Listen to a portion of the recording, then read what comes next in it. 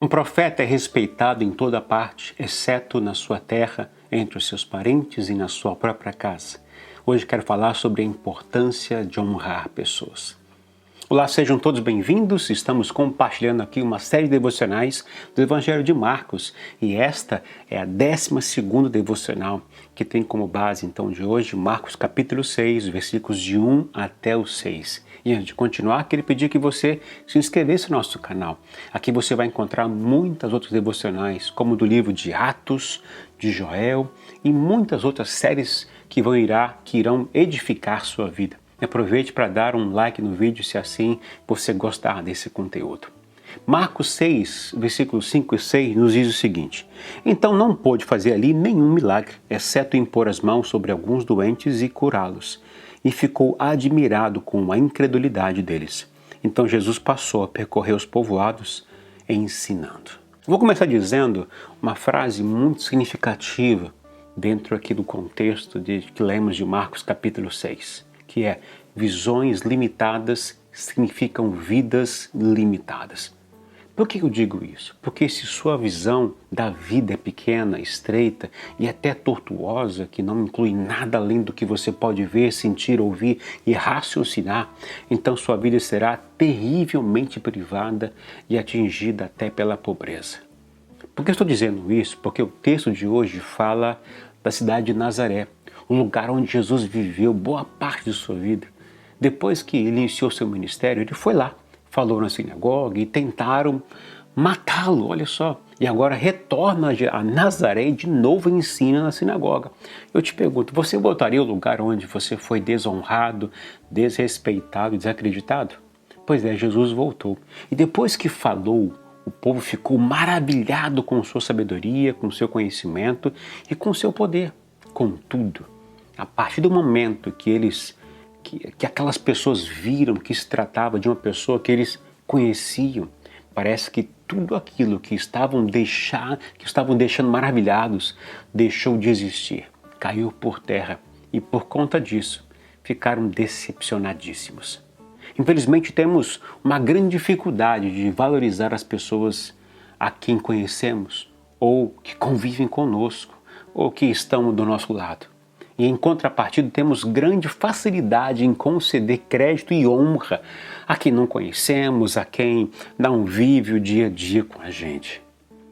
Se a pessoa a quem conhecemos, que sabemos do seu caráter bom e da sua história, a conhecemos, vier e falar ou fazer algo que nos desagrada ou que vai contra nossos valores e entendimento da vida, jogamos pedra, questionamos, a desonramos e ainda a caluniamos diante dos outros. O que você acha disso? Você já viveu algo parecido?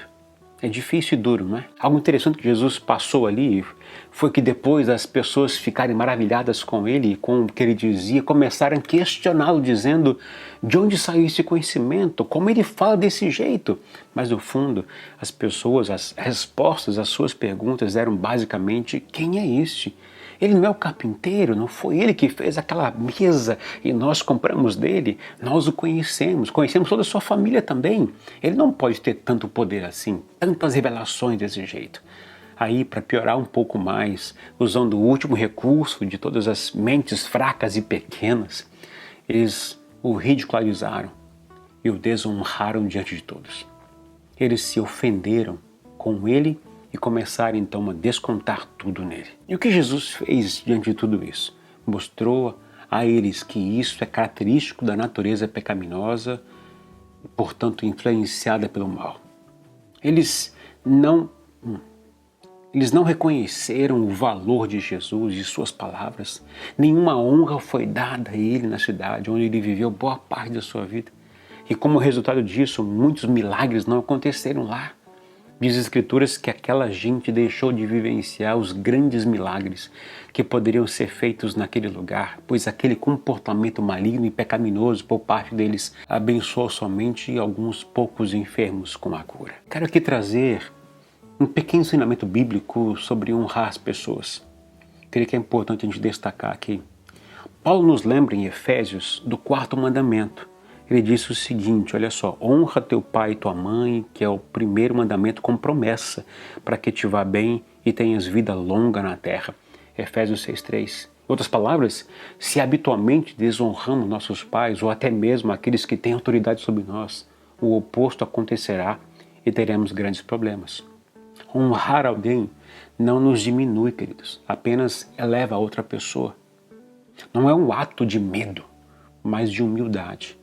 Paulo também escreveu o seguinte aos romanos: todo homem está sujeito às autoridades superiores, porque não há autoridade que não venha de Deus. E as autoridades que existem foram instituídas por ele. Romanos capítulo 13, versículo 1. Todas as autoridades constituídas representam a resposta de Deus ao caos e à anarquia. Sabemos que há ocasiões em que os homens abusam de sua autoridade oficial e resistem à vontade de Deus, isso é verdade. Nesses casos, devemos obedecer à autoridade superior do Senhor, que está acima da autoridade institucional. Mas isso não é apenas quando somos comandados por um governante, empregador ou mesmo autoridade da igreja para nos levar então a desobedecer a palavra de Deus diretamente ou renunciar à verdade dita pelo Senhor na sua palavra. Contudo, mesmo nesse contexto, nessas palavras, não devemos desonrar os que têm autoridade sobre nós para obedecer a uma autoridade superior. Não precisamos ter uma atitude rebelde para com as pessoas, para ter uma atitude obediente para com Deus. Deu para entender isso? Grande exemplo bíblico desse princípio, dessa verdade, a gente pode encontrar na história de Noé, lá em Gênesis capítulo 9, versículos 20 até 27, quando ele se embriagou após o dilúvio, ficou nu dentro da tenda. Seu filho Cão entrou na tenda, viu a nudez do seu pai e revelou o fato aos seus irmãos. Os outros filhos, Sem e Jafé, porém, pegaram uma capa, entraram na tenda pelas costas e cobriram a nudez do seu pai. E por causa disso, os dois foram abençoados enquanto Cão foi amaldiçoado. Essa história traz uma grande lição para todos nós, é que não existe líderes perfeitos. Seu chefe, pastor, professor, governador, pai, mãe, todos são imperfeitos, assim como você. Quando os expomos à humilhação ou desonra, trazemos uma maldição sobre nós. Quando progredimos, nunca progrediremos na vida com tal atitude, queridos. Você pode dizer, se eu me submeter, eu vou me sentir um hipócrita. Se eu vir algo errado com uma pessoa, eu preciso avisar os outros sobre isso. Queridos, seja cuidadoso. O que você chama de coragem para falar a verdade pode, na verdade, ser uma atitude enganosa de rebelião e desonra. Pode ser uma forma de camuflar sua justiça própria, seu orgulho e sua incapacidade de honrar os outros. Isso não significa que você não deva se preocupar ao perceber que há um problema ou o seu líder errou. Mas você pode receber conselhos ou até mesmo uma palavra da parte de Deus para ajudar seu líder.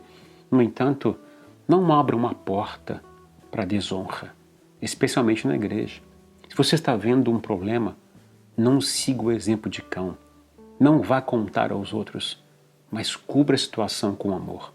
Siga o procedimento que Jesus nos ensinou em Mateus capítulo 18, permanecendo respeitosos e humildes ao procurar por fim ao pecado na vida dessa pessoa, se este for o caso. Deus leva muito a sério a honra, queridos, pois na honra há promessas e que Deus cumpre elas. E voltando aqui então para Marcos capítulo 6, a grande verdade é que aquelas pessoas de Nazaré eram preconceituosas, invejosas e orgulhosas, e isso gerou incredulidade em seus corações. E a consequência disso foi que Jesus não pôde realizar muitos milagres ali. Eles não conseguiram separar o carpinteiro do enviado por Deus. E não é surpreendente que ao longo de todos os séculos, embora Nazaré nunca tenha sido esquecida como a cidade em que Jesus cresceu, viveu boa parte da sua vida, ainda hoje seja considerada uma cidade incrédula, um povo incrédulo que perdeu a grande oportunidade da vida quando Jesus passou por ela. Eu aconselho você, não seja mais descrente, não deixe seu orgulho te destruir, não desonre seus líderes, Mas acredite, tenha fé que Deus está no controle e trabalhando para que o nome dele seja honrado e glorificado através das nossas vidas. Deus está trabalhando para que tudo coopere para o bem daqueles que o amam. Que nossa oração seja: ensina-me, Senhor, a sempre me humilhar, colocar meu orgulho na cruz de Cristo, honrar as pessoas, pai, mãe, autoridades. Ensina-me a não apenas ouvir sua palavra, mas praticá-la também. Em nome de Jesus. Amém. Se essa devocional foi esclarecedora para você, deixa aqui seu comentário. Que Deus te abençoe nesse dia, um forte abraço e até o próximo vídeo devocional.